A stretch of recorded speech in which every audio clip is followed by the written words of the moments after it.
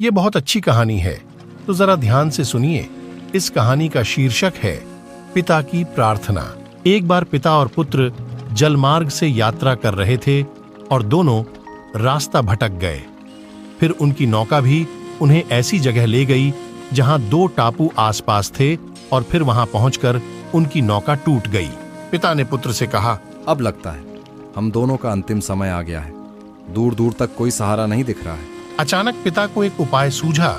अपने पुत्र से कहा कि वैसे भी हमारा अंतिम समय नजदीक है, तो क्यों ना हम ईश्वर की प्रार्थना करें। उन्होंने दोनों टापू आपस में बांट लिए, एक पर पिता और एक पर पुत्र, और दोनों अलग अलग टापू पर ईश्वर की प्रार्थना करने लगे।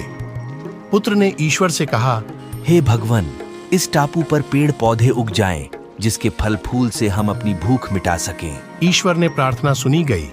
तत्काल पेड़ पौधे उग गए और उसमें फल फूल भी आ गए। उसने कहा, यह तो चमत्कार हो गया।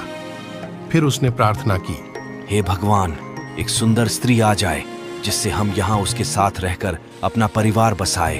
तत्काल एक सुंदर स्त्री प्रकट हो गई। अब उसने सोचा कि मेरी हर प्रार्थना सुनी जा रही है, तो क्यों न मैं ईश्वर से यहां से बाहर निकलने का रास्ता मांग ही लूं। उसने ऐसा ही किया।